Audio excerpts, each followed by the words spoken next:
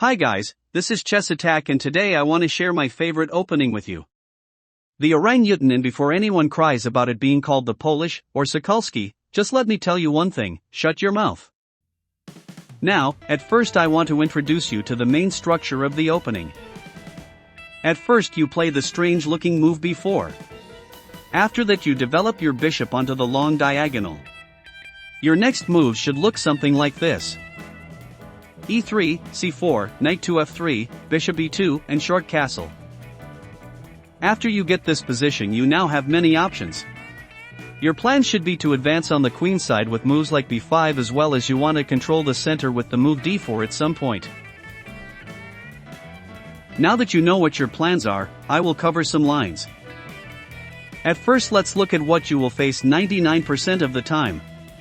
The move e5. You will follow up with the move bishop b2, and if your opponent captures your pawn, you will capture that e-pawn. Congrats, now you have traded your b-pawn for a center pawn.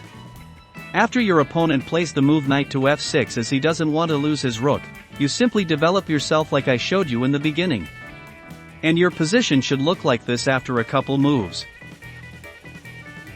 Perfect, now that you know what to play against the exchange variation, let's take a look at what happens after your opponent plays the move d6 instead of capturing your pawn.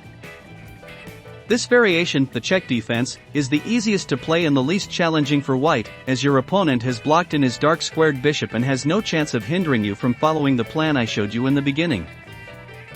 You play e3, c4, develop your knights to f3 and c3, and after you put your bishop on b2 you have the exact same position I showed you earlier in this video. And white has now a slight advantage because of the lead in development and black's blocked in dark squared bishop. The next response for black I want to cover is the move d5. If your opponent plays this, you respond by playing the move bishop to b2, and after your opponent plays a move like knight to f6 you develop your own knight and proceed to play e3. If your opponent ever plays the move e6, I want you now to push your b-pawn to b5, grabbing more space on the queen side and blocking in their knight. After they continue their development you cover with pawn to a4 and get ready to castle kingside. The position you've reached now is a very dynamic one, as you have the initiative on the queen side and your opponent has more space in the center.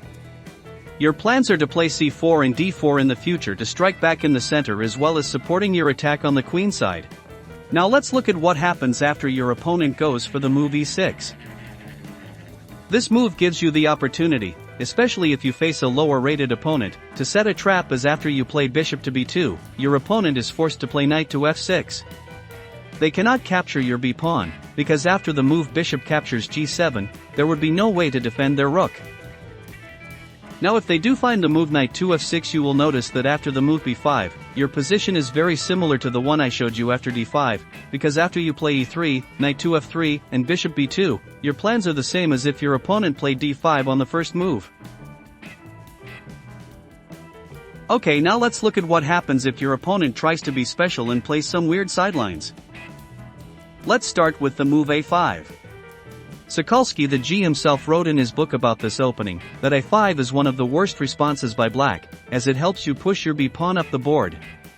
And after your opponent realized that he is stupid, you can simply proceed with your original plan to build up your main structure, while being up a tempo.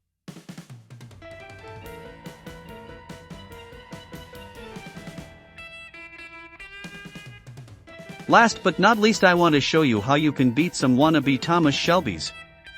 Here is how to react to the Birmingham Gambit. The Birmingham Gambit is played with the move pawn to c5. You're perfectly fine accepting the gambit. And after the move e5 by your opponent, simply hang on to your pawn by playing bishop a3. Now you develop like a normal person and teach your opponent the lesson, that sacrificing random pawns doesn't make you Mikhail Tal. Your follow-up to a well-prepared opponent should look something like this, and even though you will get to a very sharp position after the gambit, you will end up having the upper hand if you are careful.